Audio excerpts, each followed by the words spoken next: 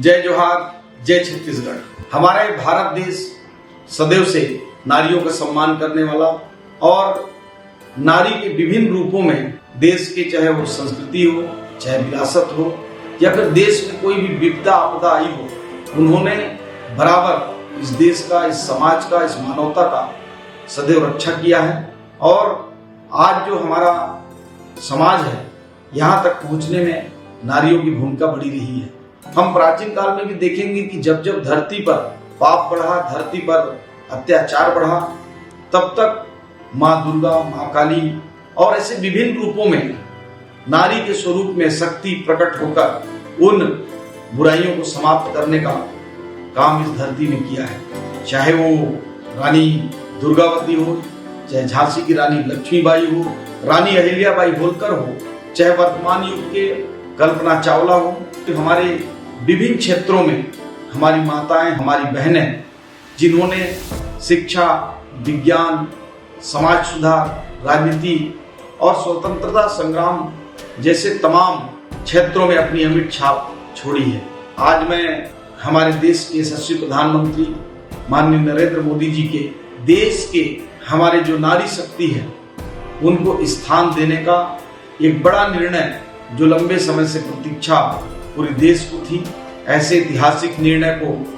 सदन में लाकर एक विधेयक पारित कराकर नारी को बराबर का सम्मान देकर जो 33% आरक्षण लोकसभा और विधानसभा में देने का एक ऐतिहासिक जो उन्होंने फैसला किया है, उसका मैं हृदय से अभिनंदन करता हूं। चाहे कितनों ही राजनीतिक मतभेद हो, लेकिन हर समय विभिन्न समय में इस बात को लेकर चर्चा उठती रही है कि समाज में नारियों का सम्मान, नारियों का हिस्सेदारी हर क्षेत्र में मिलना चाहिए। और इसको लेकर 1988 से लेकर 2003 के बीच कई प्रयास किए गए, लेकिन सदन में हंगामे के कारण यह सपना अधूरा रहा। और कई प्रयासों में तत्कालीन प्रधानमंत्री माननीय मनमोहन सिंह जी की सरकार ने 2010 में बिल राज्यसभा में पारित तो हुआ, लेकिन लोकसभा में पारित नहीं हो पाया। इसी प्रकार से सदन में भी कई आवाजें उठी, हर वर्ग के लोगों ने उस आवाज का समर्थन किया और ये सपना एक सपना ही बना रह गया। लेकिन 2014 में जब माननीय नरेंद्र मोदी जी के नेतृत्व में भारतीय जनता पार्टी की सरकार में उन्होंने कमान संभाली, तब से निरंतर महिलाओं की सशक्तिकरण की दिशा में, चाहे वो शौचालय निर्माण की दिशा में हो, चाहे उज्ज्वला गैस योजना के माध्यम से हो, लखपति दीदी के निर्माण की हो, या नमो ड्रोन दीदी का बातचीत हो, या हमारे महिला पायलटों को स्थान देने का हो, हर दिशा में महिलाओं को सामाजिक और आर्थिक रूप से मजबूत करने का कार्य किया गया। और फिर से वो ऐतिहासिक क्षण आया है जब देश ने 21वीं सदी की सबसे बड़े निर्णय का एक साक्षी बनकर नारी शक्ति वंदन अधिनियम को पारित करने जा रही हैं। इस अधिनियम के माध्यम से लोकसभा और राज्यसभा में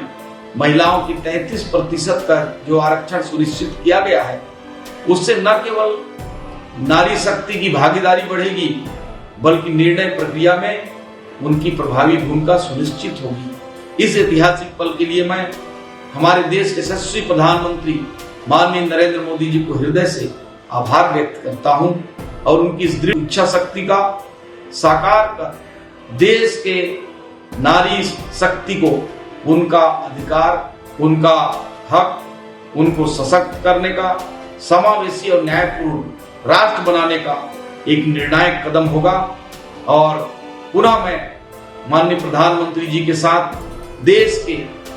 समस्त नारी शक्ति का अभिवादन करता हूं। जय हिंद, जय भारत, जय छत्तीसगढ़।